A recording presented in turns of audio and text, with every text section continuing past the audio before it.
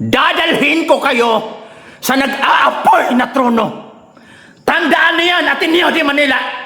Welcome to my channel.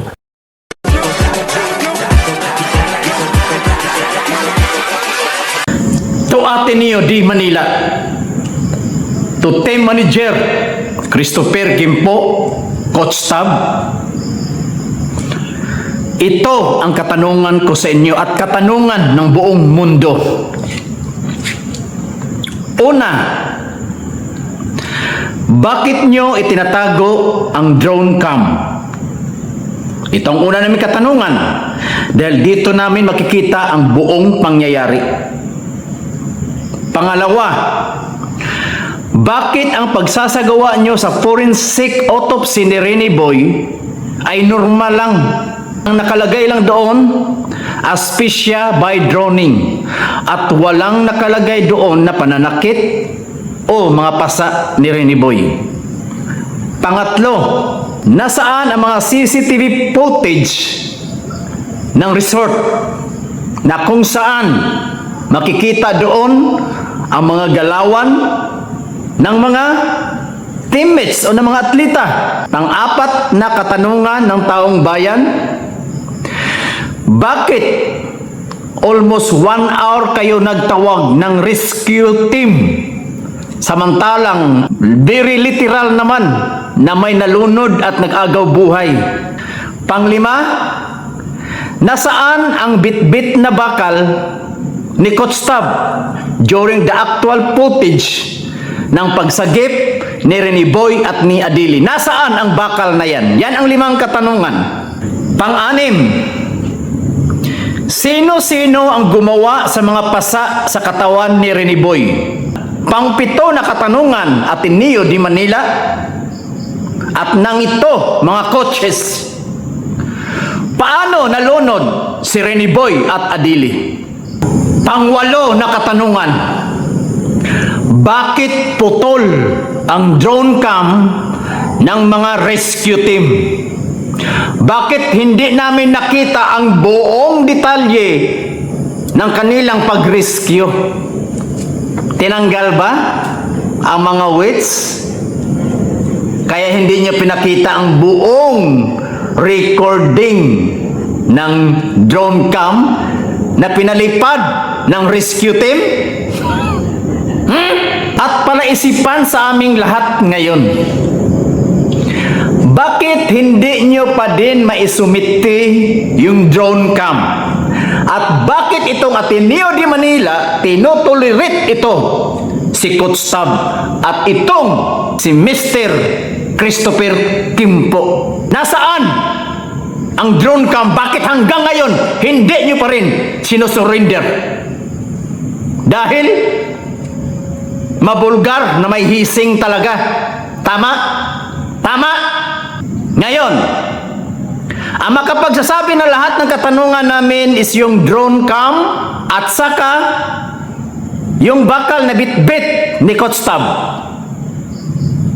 Dinaya nyo lahat para matakpan ang hising activity nyo. Dahil gaya na sinasabi ko sa previous vlog ko, maraming madadamay at nakakalula ang mga penalties and charges. Lami kayo pang anaon, no?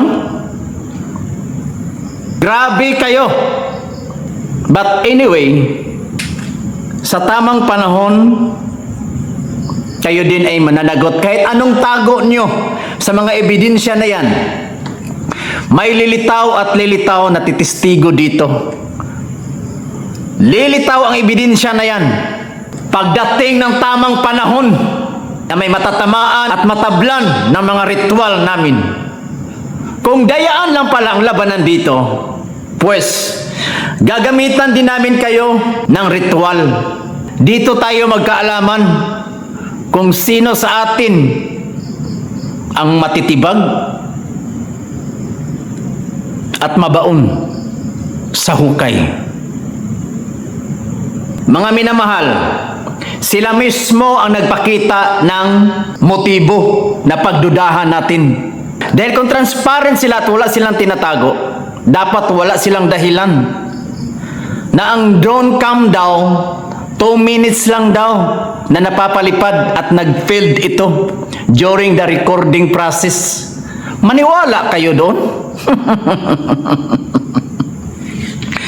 Ako nung araw ko stab, mayroon din akong drone, and I make sure na bago ko ito gamitin, tinitingnan ko muna kung condition ba o hindi. May tinatawag tayong test trial dyan. We are not born yesterday, Coach Tab at ng Ateneo de Manila. Look into my big eyes. Kami pa? Paglulukuhin nyo? Bakit until now, we hated your school, Ateneo de Manila? Dahil kayo mismo ang nagpapakita ng motibo na pagdudahan namin. Maraming katanungan ang taong bayan kung saan ito mga ebidensya na ito na hanggang ngayon pilit nyong tinatago. Magdahilan pa kayo? So yung delayed nyo sa pagtawag ng mga rescue team, biruin mo almost 1 hour, may nag-agaw buhay na dyan. Patunay lang yan na may tinatago kayo. Ako bilang intel, alam ko yung galawan na yan. Ang kutob ko dito, minamahal, yan si Christopher Kempo, team manager. Yan ang nakipag-coordinate bago nagtawag. Yan ang nakipag-coordinate sa PNP Aurora at ng rescue team na ito. Dinodoktora na niya ang rescue team at ang PNP chief. Pinasawa na nila bago nag-declare na may nalunod. Kaya natatagalan silang mag-declare na magtawag ng rescue team dahil minamanipula na nila. O dito, 50,000 per head. Itago nyo to. Mga galawan nyo. Ako pa. Tingnan nyo mga minamahal. Diba? Ako ang pinakaunang nag-expose na mayroong hissing na nangyayari sa katawan ni Rene Boy. At nag-second demotion na after a week ang CIDG at ang NBI. Itong mga kutob ko minamahal, never itong magkakamali. Balikan nyo ang vlog na ito in the future. Kaya naging reckless imprudence lang at Tokans homicide ang naging kaso ni Coach Tab at ng mga coaches niya. Hindi pa napasama ang mga animal na mga teammates dahil ang ebidensya natin, dahil ang ebidensya sa hissing elements kulang. Ang magpapatunay lang talaga doon yung drone cam na pinabulaanan ni Coach Tab na failed. Wow. Sarap mo hampasin. Kami pa, pinagluloko nyo, Coach Tab. Ulitin ko, we are not born yesterday. Grabe. Grabing dayaan dito sa pagkamatay ni Rene Boy.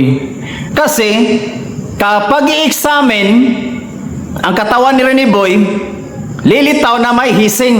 Ito ang iniiwasan ng Ateneo de Manila. Dahil lahat sila damay, pati mga players. Kaya nga na-relieve ang mga doon, mga PNP chiefs sa Aurora Dahil may dayaan. Ngayon mga minamahal, kung pinari-autopsy ang katawan ni Rene Boy, hindi natin alam kung nangyayari ba ito.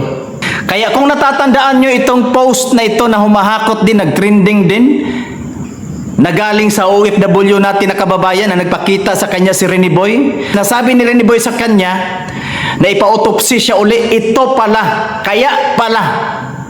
Naniwala ako dito sa post na ito na nagpakita sa kanya si Rene Boy. Dahil dito nag-connect ang totoong nangyayari. Dahil alam ni Rene Boy na dinaya ang kanyang autopsy. Dahil kung ino-autopsy si Rene Boy, yung internal organs niya at yung mga pasa niya, lilitaw talaga ang ebidensya na magpapatunay na hinihising siya. Grabe ang kapalastangan ng mga tao na ito. Kaya pakisabi sa mama ni Rene Boy kung pwede. Dahil may pira naman siya ngayon, di ba? Ipari-autopsy niya anak niya. Forensic autopsy. Madali lang naman yan. Kung may pira siya. May pira na siya, di ba? Alang-alang sa hustisya ng kanyang anak, ipari-autopsy niya yung kanyang anak. Huwag siyang umasa sa Ateneo de Manila at kung sino-sino pa dyan mga Poncio Pilato sa Aurora Medical Center, di wala siyang makuhang katotohanan doon. Huwag siyang umasa. Dapat asikasuhin na niya asap ito. Dahil yan ang hiningi ng hustisya ng kanyang anak na until now, maraming mga senaryo na nagpapakita si Reboy sa ibang tao. Nangangahulugan lang talaga ito, mga minamahal, na may dayaan, tinatakpan ang totoong mga pangyayari, at lalong-lalo na tinatraidor siya ng mga kasamahan niya. Kaya hindi napalagay si Rene Boy, nagpakita siya sa ulap, nagpaparamdam siya sa mga may third eye, dahil ito pala ang kadahilanan. Mayroon na talagang autopsy, forensic autopsy na talaga, mga minamahal. Kasi binalikan ko muli yung kaibigan ko kung final na ba yun. Final na nga. So dinaya ang resulta. Grabe talaga ito, kadimonyo mga tao na ito. Pero anyway, gaya na sinasabi ko, mga minamahal, ituloy nating ang laban, suportaran niyo ko hanggang dulo. Ulanin natin ang ating YouTube channel para magkaroon tayo ng sapat na pundo para ako mismo ang maningil. Dadalhin ko kayo sa nag-aapoy na trono. Tandaan niyo yan, Ateneo de Manila.